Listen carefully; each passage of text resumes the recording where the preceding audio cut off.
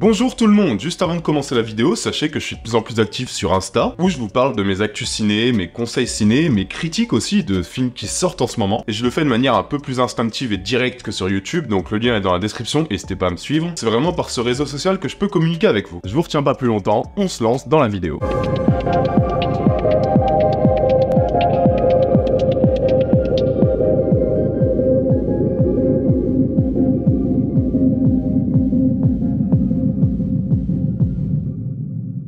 Bonjour à tous, bienvenue dans le deuxième épisode de ce format, de ce grand tournoi. On avait déjà fait un tournoi sur les films d'aventure qui avait consacré L'homme qui voulait être roi comme étant le plus grand film d'aventure de tous les temps. Et du coup, cette fois, j'ai eu envie de me pencher sur la science-fiction. Du coup, je vous ai demandé vos meilleurs films de SF auxquels j'ai rajouté les miens et auxquels j'ai rajouté d'autres films bien moins connus que les grands classiques du genre. Parce que vous avez été très nombreux à me citer du 2001, du Alien, du The Thing. Et est-ce que ce serait juste intéressant de faire s'affronter des Blade Runner, 2001, Alien que vous connaissez tous par cœur? Pas forcément. Surtout que le genre de la science-fiction, il ruisselle quand même de sacrées pépites cachées et de films que moi j'adore, mais vraiment qui rivalisent avec les grands classiques et que j'ai envie de vous faire découvrir aussi dans ce format. Donc ce format, ce sera l'occasion pour moi de m'attarder sur quelques grands films de SF, souvent trop oubliés et vraiment des films que j'adore. C'est une vraie plongée dans les films de science-fiction que je vous propose à la recherche du meilleur film de science-fiction de l'histoire. Peut-être que vous allez remarquer quelques petites absences de films que vous m'avez cités. Si c'est le cas, c'est normal, c'est parce que je les ai mis de côté, parce qu'ils correspondent mieux à un autre genre que je vais aborder dans pas longtemps sur Intercut. Ces films vont s'affronter entre eux jusqu'à ce qu'il n'en reste plus qu'un, qui sera le meilleur film de science-fiction. Et on commence maintenant.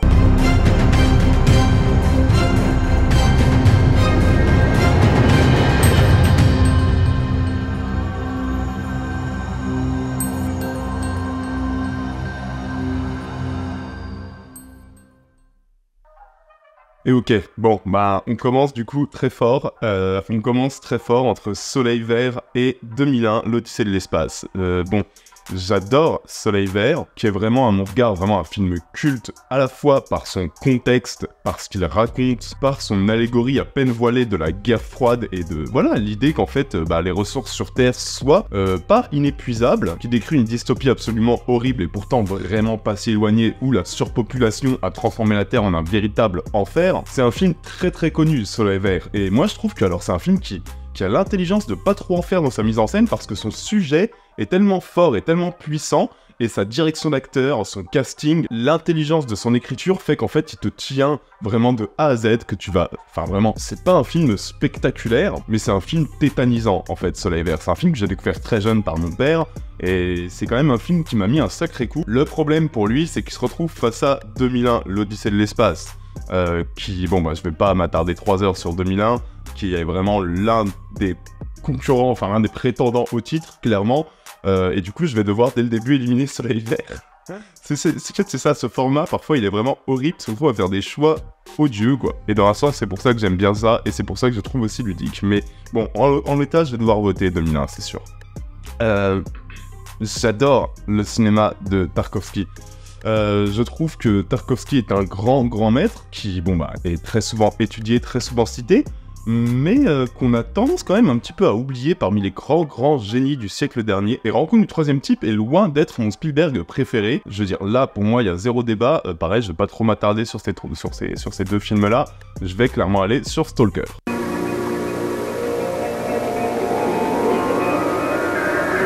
Alors là, c'est intéressant. Looker, c'est un film qui est un petit peu méconnu. Looker, c'est pas un film, c'est loin d'être le film le plus connu de ce tournoi, et pourtant c'est un film qui mérite vraiment qu'on s'y attarde. En gros, Looker, c'est un film qui est écrit et réalisé par Michael Crichton, que vous connaissez, c'est quand même le gars qui a créé Jurassic Park, mais aussi Westworld. Vraiment c'est un grand génie littéraire et cinématographique pour moi. Et dans Looker, il nous plonge dans un immense complot, comme souvent avec lui, dans lequel un chirurgien esthétique hyper renommé va être sollicité par 3 jeunes mannequins qui sont vraiment à la recherche de la perfection esthétique. Le chirurgien se livre à sa tâche, donc il accepte la mission, sauf que peu après, ces 3 jeunes femmes meurent dans des circonstances assez étranges, et le chirurgien esthétique se retrouve dans un espèce d'immense labyrinthe, d'immense complot, qui va permettre à Michael Crichton de traiter dans un film, il est sorti en 1981, il me semble, Looker, Enfin, ça lui permet vraiment de parler de sujets assez dingues pour l'époque, de manipulation de l'image, déjà, énormément, puisque sans vous révéler quoi que ce soit, on va avoir un twist profondément politique sur la manière dont les masses peuvent être manipulées et la manière dont c'est hyper facile de le faire, en fait. Il y a vraiment des scènes particulièrement angoissantes, on est sur un pur techno-thriller slash film noir, hein. Et il est profondément visionnaire dans son sujet, dans ses thématiques, même si à l'image, alors, bon, il est sorti il y a 40 ans, il y a un petit aspect désuet, presque un peu daté, mais du coup absolument charmant, comme pouvait l'être son film Monde Ouest, que j'aime beaucoup. Looker, c'est un film qui est trop souvent oublié, et que vraiment j'aime énormément. Bon, le souci, vous le savez, j'ai fait une vidéo sur La Guerre des Mondes. Pour moi, La Guerre des Mondes, c'est pas loin d'être le meilleur Spielberg, en tout cas en termes de mise en scène, je pense que c'est ce que Spielberg a fait de mieux et de plus malin et de plus impressionnant et de plus maîtrisé. Et Looker a des défauts, Looker est un film qui mérite le visionnage, mais La Guerre des Mondes, c'est quand même une maîtrise absolument totale de Spielberg. Je vais devoir éliminer Looker, mais je suis content d'en avoir parlé un petit peu ici. Ouf. Mais alors, c'est deux films que je porte vraiment pas tant dans mon cœur, Interstellar et si Dune 2, franchement, je trouve qu'il est quand même nettement plus réussi que le premier. Déjà, j'ai pas mis Dune 1 dans les choix de films, j'ai mis Dune 2. Dune partie 2 est pour moi bien plus réussi que le premier. Et quant à Interstellar, j'aime assez Interstellar les 2 premières heures, puis Nolan fait de l'ancien Nolan. Nolan retombe dans tous ses travers, nous livre une fin qui est absolument foirée, je trouve. Hein, vraiment, la fin d'Interstellar, je ne peux pas. Et je suis très content que Nolan ait un peu pris conscience depuis Interstellar des gros défauts qu'il avait dans son écriture, et qui retourne à des films peut-être plus, soit de l'action brute hyper bourrine genre Tenet, soit des films moins alambiqués quand même. Je trouve qu'Oppenheimer là-dessus est assez maîtrisé. Quant à Dune partie 2, en fait, clairement, avoir vu la série Dune Prophétie m'a fait prendre conscience d'à quel point ça aurait pu être un film absolument raté si Denis Villeneuve n'était pas un bon cinéaste. Denis Villeneuve est un bon cinéaste. Ce qu'il met en scène dans Dune 2 a quand même une ampleur assez impressionnante. Il y a des défauts qui sont plus liés à son influence sur la science-fiction moderne, c'est-à-dire que je trouve que commence à en avoir un petit peu marre de cette science-fiction très grise, très désaturée, qui casse un petit peu toute la magie, qui casse un petit peu tout l'onirisme. Mais toujours est-il que Dune 2, en termes de mise en scène, reste quand même un gros morceau. Et je vais devoir virer Interstellar, que Dune 2 est quand même bien plus maîtrisé. Et on va pas cracher dans la soupe, c'est quand même largement au-dessus de la grande majorité des blockbusters, même si j'aurais aimé un peu plus de folie. Bon, alors là, Duel de Spielberg, grand film, les deux. Je suis désolé les amis, je vais devoir éliminer Minority Report. Je pense que vous serez d'accord avec moi. Et je vais aller clairement direct sur Jurassic Park, qui est aussi un des grands prétendants au titre. Hein. Oh là, putain, merde. C'est deux films qui sont très peu connus et dont je vais m'attarder un petit peu sur les deux parce qu'ils le méritent. Cocoon, c'est un de mes films d'enfance. C'est un film réalisé par Ron Howard, qui est quand même un plutôt bon cinéaste, et qui a un film un peu, on pourrait penser, typique des années 80, puisqu'il met en scène une poignée de personnages face à des extraterrestres qui s'avèrent être assez amicaux. Donc c'est vraiment une rencontre un peu à la E.T., avec des bons sentiments, une rencontre dont les deux parties se retrouveront profondément bouleversées et grandies. Mais la différence, c'est qu'en fait, c'est pas un petit groupe d'ados, cette fois, qui va rencontrer les extraterrestres, c'est un groupe de vieux, de retraités. Et en fait, leur rencontre avec les extraterrestres vont leur offrir une sorte de seconde vie, une espèce de fontaine de jouvence. Ils vont rajeunir, ils vont oublier tous leurs problèmes, plus de problèmes de santé, plus de problèmes de fatigue, ils peuvent revivre quasiment comme des ados, et c'est assez malin, parce que c'est un film qui traite quand même du thème de la vieillesse avec une certaine intelligence. C'est pas un thème qui est vraiment beaucoup traité dans le cinéma américain, clairement, et surtout sous cet angle-là, sous le prisme de la science-fiction. Et c'est un film qui prend la forme du blockbuster de science-fiction des années 80. C'est touchant, c'est charmant, il y a une très belle musique, les images sont belles, ça va à l'essentiel, ça dure 1h40, vraiment c'est un film très plaisant à découvrir, c'est un film très charmant, c'est un film à découvrir en famille même. Moi c'est comme ça que j'ai découvert et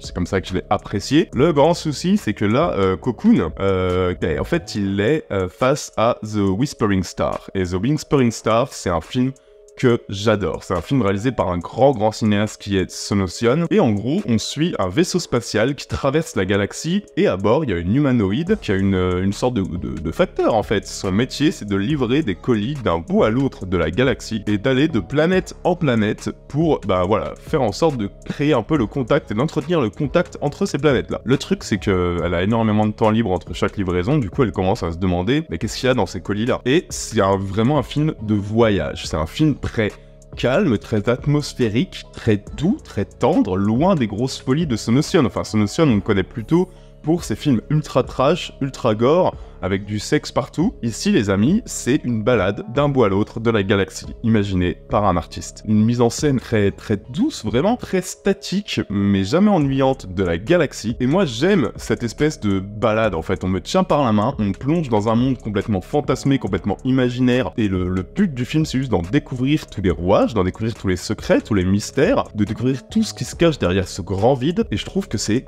d'une magie assez magnifique. Franchement, Cocoon est mon film de jeunesse, d'enfance, mais The Whispering Star, qui est sorti en 2018, c'est une merveille et je dois aller sur The Whispering Star. C'est vraiment un grand et un très beau film.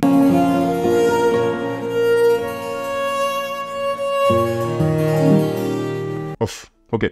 Alors là, il y a un film que je pense que vous connaissez, Rollerball, qui voilà, est assez connu ne serait-ce que par le sport qu'il a créé. C'est un film qui nous montre du coup une société ultra violente qui purge sa violence par des jeux ultra gore, ultra sadiques, et qui a un honnête divertissement des années 70-80. À côté, Obi-Oba. Obi-Oba, c'est beaucoup moins connu. Obi-Oba, c'est une merveille. Obi-Oba, je vais vous en parler. C'est réalisé par Piotr Zulskin, dont j'espère ne pas trop écorcher le nom, qui est un réalisateur polonais complètement dingue, qui a fait de la science-fiction une manière de parler politique sans se faire censurer par le régime en place. Parce que Obi-Oba, il est sorti dans les années 80, mais il était déjà actif bien avant. Par exemple, il a fait une version assez géniale de La Guerre des Mondes, où une civilisation extraterrestre venue de Mars va débarquer sur Terre, ok, et sauf que cette civilisation va créer un régime totalitaire dans lequel ils vont utiliser la télévision comme un outil de propagande pour aliéner les foules et récolter le sang des humains. Enfin vraiment c'est une version de La Guerre des Mondes que je trouve complètement géniale, complètement décalée, on n'est pas sur un blockbuster à la Spielberg, mais bref, juste après il réalise Obi-Oba, qui est un film de science-fiction où les survivants d'une guerre nucléaire vont essayer de se protéger de l'atmosphère qui est voilà nucléaire, ultra toxique, en se retranchant sous une espèce d'énorme montagne. Et pour tranquilliser les quelques survivants, on va avoir des autorités qui se sont mis en place, qui vont créer un mythe de toute pièce, le mythe de l'Arche. C'est-à-dire qu'ils vont faire croire au peuple qu'il y a un vaisseau spatial d'une civilisation supérieure qui va venir les sauver. Et les gens, y croient.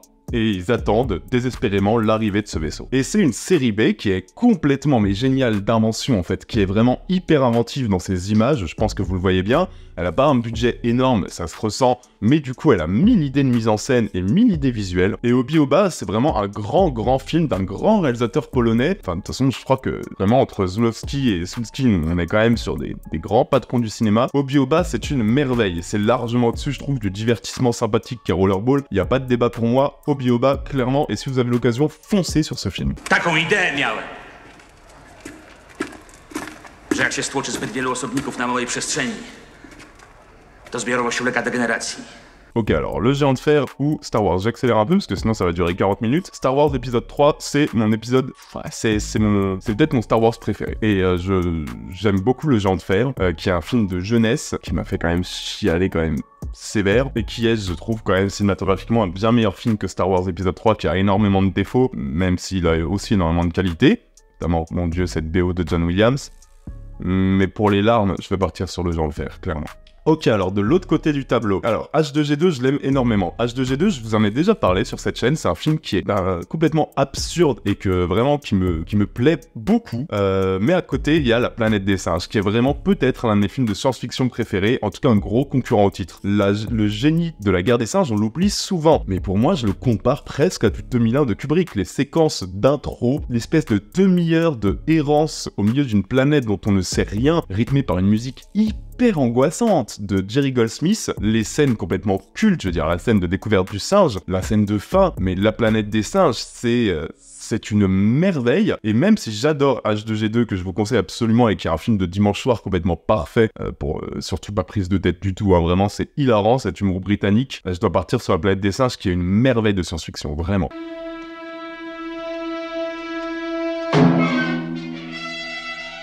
Ok, c'est marrant parce que c'est deux suites de grands classiques qui sont assez détestés. J'ai fait une vidéo sur Alien 3, je trouve que c'est le deuxième meilleur film, enfin vraiment le deuxième meilleur film Alien, de peu derrière le premier. Du coup, à partir de là, à partir du moment où Le Monde Perdu de Spielberg a beaucoup trop de défauts pour moi, hein. Franchement, Le Monde Perdu, c'est à milieu de Jurassic Park, tandis qu'Alien 3 et sa BO incroyable, ces espèces de chants funestes, cette ambiance de fin du monde, vraiment l'ambiance de Alien 3, surtout en director's cut. Mais pardon, mais je retrouve pas ça dans les autres films aliens, et je retrouve pas ça partout, hein. Je trouve que Fincher a réalisé un film de fou furieux, le film le plus noir de la saga, clairement, alors qu'avec Alien Covenant, on était déjà bien loin. Mais Alien 3, je trouve que c'est vraiment du génie, quoi.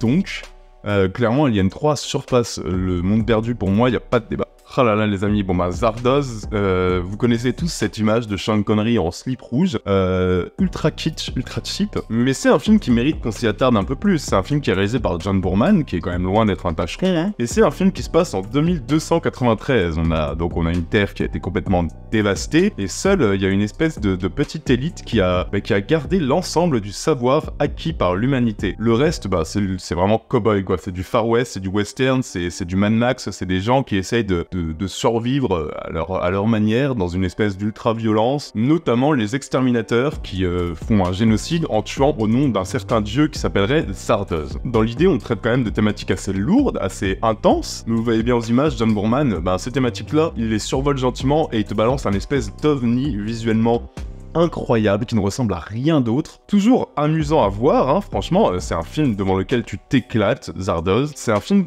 que j'aime assez, mais là, il est face au meilleur film Star Wars avec le 3 pour moi, qui est Star Wars 6, qui est tellement matriciel que bon, y a pas tant de débat, je vais aller sur Star Wars 6, vous vous en doutez. Ouf, bah ok, Immortel, c'est vrai qu'on m'a proposé l'Immortel, qui est vraiment un film que je trouve assez raté en vrai. J'aime l'ambition technique, mais c'est pas un film que je porte dans mon cœur. À côté de ça, Pacific Rim, qui pareil, c'est pas un film que je trouve fabuleux, mais dans sa générosité, dans le design de ses monstres, dans ses scènes d'action qui s'étirent vraiment, et dans cette BO aussi, bon, c'est quand même autre chose. Je vais aller à Pacific Rim, qui va vraiment à l'essentiel, et qui est un petit plaisir à voir sur grand écran. Ok, alors La Planète Sauvage, j'en ai déjà beaucoup parlé sur cette chaîne, je ne m'y attarde pas. Par contre, je vais m'attarder sur Prédestination, que vous avez beaucoup cité, hein, Prédestination. Et je comprends, parce que déjà, Ethan Hawke, on adore, et que contrairement à pas mal de films de genre, parce qu'on est sur un film de retour dans le temps, de voyage dans le temps, etc., ben en fait, ici, on sait jamais vraiment d'où on part. C'est-à-dire que par exemple, à Retour vers le futur, bah tu sais d'où tu pars, et ensuite tu sais où tu voyages. Ici, on a une construction qui est un peu une narration complètement éclatée, très très labyrinthique. On sait pas trop à partir de quel moment le voyage a commencé, d'où on part, où est-ce qu'on va, et en gros, on suit un espèce d'agent qui appartient à une espèce d'entité assez mystérieuse, qui désamorce une bombe, puis d'un coup, boum, voyage dans le temps, on se retrouve catapulté en 1975, et on suit Ethan Hawke, qui est un espèce de barman, et qui cherche à comprendre un peu ce qui lui arrive. Et je vais pas spoiler, mais Prédestination, c'est un film qui prend des virages permanents et très très étonnants, et si on pourrait penser, en voyant l'affiche, en voyant le casting et le synopsis, c'est un pur film hyper divertissant et assez bourrin, bah c'est pas du tout le cas, parce que le film va traiter de questions hyper complexes, notamment les questions de l'identité, les questions du genre, les questions du sexe, et qui baignent dans un espèce de climat très mystérieux et assez fascinant, qui nous font presque regretter que le film soit pas un peu plus long, parce que les idées et les thématiques qu'il traite sont assez géniales, et en fait on aurait aimé qu'il ait encore beaucoup plus de temps pour les traiter. Prédestination, c'est un film qui est assez imparfait, je trouve qu'il aurait mérité de durer une demi-heure de plus, ou au moins il aurait mérité une dernière heure qui soit à la hauteur de sa première demi-heure, qui est vraiment géniale. La première demi-heure de Prédestination, elle est pleine de promesses, le film en tient certaines, mais malheureusement, parfois il essaye de ressembler un peu trop à un blockbuster, et il ne traite pas entièrement des sujets, il ne se les approprie pas assez. Alors que La Planète Sauvage, mais c'est vraiment un grand classique de la SF et de l'animation, je vais partir sur La Planète Sauvage.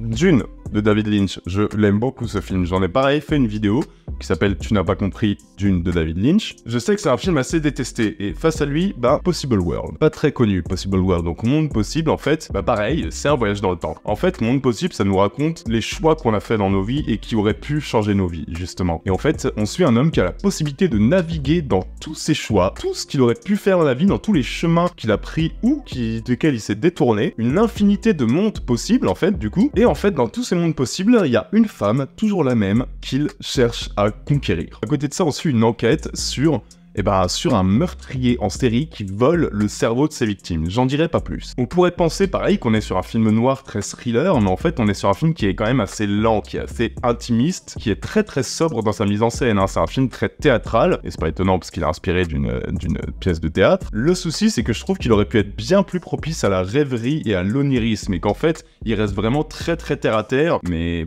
c'était peut-être pas forcément le bon choix à faire. Le Dune de David Lynch est largement au-dessus pour moi. C'est deux grands classiques les amis, mais du coup je vais aller vite sur cela et je vais évidemment partir sur Alien. J'ai pas mis Terminator 2 parce que je préfère Terminator 1, détestez-moi si vous voulez, mais bref, je dois partir sur Alien. L'impact qu'il a eu sur la science-fiction, enfin y a pas de débat. Je l'avais oublié, Je t'aime, je t'aime. Je t'aime, je t'aime, c'est une merveille de Alain Resnais, et c'est un film, en fait, c'est un peu le Eternal Sunshine of the Spotless Mind français. Et les cinémas ont beaucoup de voyages dans le temps, hein, les amis, puisqu'on suit un homme qui, après une tentative de suicide ratée, oscille un peu entre la vie et la mort, et se fait sauver par deux mystérieuses personnes qui vont essayer de s'en servir comme cobaye pour tester leur machine à remonter le temps. Et du coup, on va suivre cet homme qui va voyager à travers son passé, qui va voyager à travers ses souvenirs, qui va revivre toutes ses vies antérieures, et c'est un pur film de montage. C'est assez incroyable parce qu'il y a une espèce de labyrinthe de vision complètement génial et très sensoriel. Il a vraiment une logique de montage très très sensorielle et pas forcément narrative, ce qui est assez cohérent avec le synopsis, et évidemment qui permet de traiter de sujets assez dingues. Comment on en est arrivé à ce suicide-là, d'où vient notre peur de la mort, d'où vient notre envie viscérale d'amour. C'est un film qui joue énormément sur la gestion du temps aussi, c'est un film qui est très d'une poésie vraiment triste, hein. C'est pas un film t'en sors avec le grand sourire, hein. Mais c'est un film qui est très touchant, très juste. C'est un grand film de Alain Resnais que je vous conseille absolument, qui pourrait même rappeler certains films comme l'année dernière à Marianne Bad, du coup évidemment Eternal Sunshine, par cette omniprésence féminine dans les souvenirs du héros, qui est à la fois sa plus belle expérience et son plus grand regret. C'est vraiment un très beau film, et même si j'aime beaucoup Retour vers le futur, j'ai envie de continuer avec Je t'aime, qui est vraiment un film assez trop oublié, mais à découvrir absolument pour les amoureux de films d'amour et de science-fiction. Et on avance, on se retrouve à l'étape suivante, et là, on se retrouve sur du lourd, hein. 2001 contre Stalker. C'est marrant parce que Tarkovsky a souvent été comparé au Kubrick soviétique, ce qu'il est pas du tout, je trouve. Il est pour moi bien plus sensoriel. Et là, c'est compliqué, parce que Stalker, je le porte vraiment dans mon cœur. 2001 est le grand classique du genre, et si je vire 2001, je pense que vous allez me haïr, mais j'ai envie de le faire. Clairement, les amis, je vous jure que ceux qui n'ont pas découvert Stalker ou Solaris, hein, qui aurait eu sa place ici, foncez. C'est des merveilles de cinéma, et je pense que Stalker, putain, c'est compliqué. C'est deux films que j'ai eu la chance de voir au ciné, et clairement, 2001 est évidemment plus spectaculaire, et sur grand écran, c'est incroyable. Mais Stalker est peut-être le film qui vraiment m'a laissé en transe pendant tellement longtemps. Je vais partir sur Stalker, les amis, je vais éliminer 2001. Je sais que vous allez me tuer, mais voilà.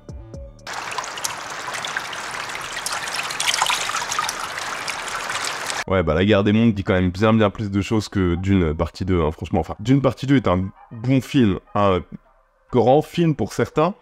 La Guerre des Mondes, je vous ramène à la vidéo que j'ai faite sur La Guerre des Mondes. C'est une merveille de film post-apo, c'est une merveille de science-fiction. Je dois partir sur La Guerre des Mondes. Vraiment, j'ai du mal à voir des films de science-fiction meilleurs que La Guerre des Mondes qui sont sortis ces dernières années. Vraiment, c'est le blockbuster ultime pour moi. Je pars sur La Guerre des Mondes. Ils ont tellement rien à voir, ces films. Ils ont tellement rien à voir, les gars. Je vais virer The Whispering Star, mais promettez-moi que vous allez voir The Whispering Star. Si vous avez l'occasion, foncez sur ce film. Je dois l'enlever ici. Il se retrouve face à Jurassic Park, les cocos, ce qui nous laisse présager d'une demi-finale de l'angoisse. Hein. Mais regardez ce film de Sonocian et regardez la filmo de Sonocian. C'est vraiment un génie en termes de cinéma, quoi. C'est vraiment un grand artiste. Il tombe sur quand même un sacré morceau, quoi. Je pars sur Jurassic Park. Et Obioba contre le géant de fer. Et ben les amis, ça va être Obioba. Obioba, vraiment, je vous encourage à le découvrir très fort. C'est vraiment juste, vous le voyez bien aux images, c'est quand même un film qui dégage quelque chose d'assez dingue. Même si le film de Brad Bird, le géant de fer, m'a profondément marqué, Obioba, je veux absolument que vous le découvriez, et c'est c'est vraiment un artiste à découvrir, c'est une des références de la science-fiction pour moi, donc je pars sur Obioba. Byle tylko doczekać Jarki. Ten ołtarzyk też sam zrobiłem. Na intencję Jarki. Żeby na pewno nas zabrała. Uratujemy się. Ok, alors de l'autre côté du tableau, du coup, ça commence à être des gros affrontements. Vous connaissez, je vous ai décrit mon amour de la planète des singes, je vous ai décrit mon amour de Alien 3. Alien 3 aurait largement pu passer avec n'importe quel autre film, mais la planète des singes, c'est tellement un grand classique pour moi, d'autant plus que j'ai découvert à 8 ans, vous imaginez le trauma de cette scène. Je dois continuer avec la planète des singes, c'est une certitude, il n'y a pas de débat pour moi. La planète des singes va aller plus loin. Je peux pas mettre Pacific Rim face à Star Wars 6, les amis. Star Wars 6, enfin Star Wars, j'en ai tellement parlé, d'ailleurs j'en ai parlé récemment dans une vidéo sur l'année 79, il a changé tout Hollywood. C'est vraiment le film matriciel par excellence. Pacific Rim, bon, honnêtement, c'est un blockbuster que j'ai apprécié au cinéma sur le moment, il est obligé 6 mois après. C'est loin d'être à la fois le meilleur film de Guillermo del Toro et le meilleur blockbuster de son année. Si j'enlève Star Wars 6, je suis un peu une fraude. Je vais partir sur Star Wars 6, évidemment. Putain, Dune est beaucoup moins important et beaucoup moins réussi cinématographiquement que La Planète Sauvage, les amis. Mais cette espèce d'onirisme, cette impression d'être complètement perdu, la manière qu'a Lynch de filmer Arrakis, les séquences du Dune de Lynch, il y a quand même des séquences qui sont complètement... qui atteignent un mystère que jamais Villeneuve ne touche du doigt. J'adore le Dune de David Lynch en fait, donc là c'est mon cœur qui va parler et pas ma raison, et je vais amener plus loin le Dune de David Lynch.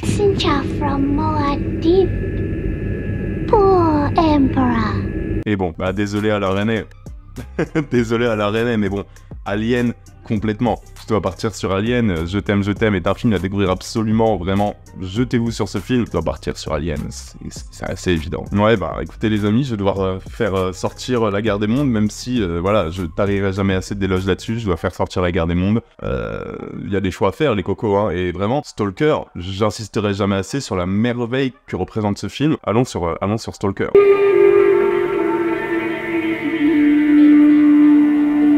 Et si je vire Jurassic Park, vous vous désabonnez ou pas? Si je vire Jurassic Park maintenant, est-ce que vous vous désabonnez? J'ai l'impression que je serai un peu de mauvaise foi. Et de toute façon, j'ai fait ma mission avec Obi-Oba, je vous ai fait découvrir Obi-Oba.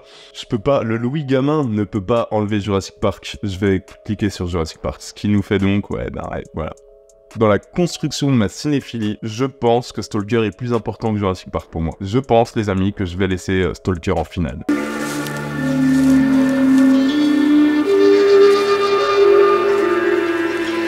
Bah tant pis pour Star Wars, hein, les gars. Tant pis pour Star Wars. La planète des singes, c'est... On se rend pas compte de la merveille, de la puissance de ce film. J'insisterai jamais assez. Pour moi, c'est l'un des plus grands films de la science-fiction. Regardez un peu l'ambiance qui se dégage de ces plans-là. Regardez le jeu complètement habité de Charlton Heston. Imaginez voir ça à 7-8 ans. Mais tu deviens fou. La planète des singes, c'est le film matriciel. C'est peut-être mon premier grand classique de science-fiction, d'ailleurs, je suis en train de me dire. Et je dois partir sur la planète des singes. Vraiment, je dois l'amener plus loin. Et à côté, du coup, on va voir, ouais, Dune, Alien. Bon, Alien, évidemment Alien, qui va me donner du coup un dernier choix, Alien ou la planète des singes. Et putain, si j'écoute la raison, je mets Alien, si j'écoute mon cœur, je mets la planète des singes, les amis. Et je vais mettre la planète des singes.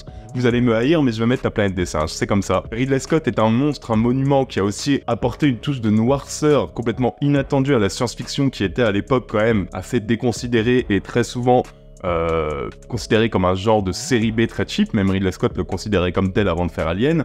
Il a tout changé, Alien. Mais la planète des singes, c'est encore tellement au-dessus de tout. Pour moi, je vais mettre la planète des singes en finale, ce qui fait qu'en toute logique, on va avoir la planète des singes contre Stalker. Et les amis, vous allez être chafouins. Mais en fait, autant j'adore Tarkovsky et Stalker pareil, hein, je pense que Stalker et Solaris, je les mets sur le même niveau, tellement c'est des merveilles tous les deux.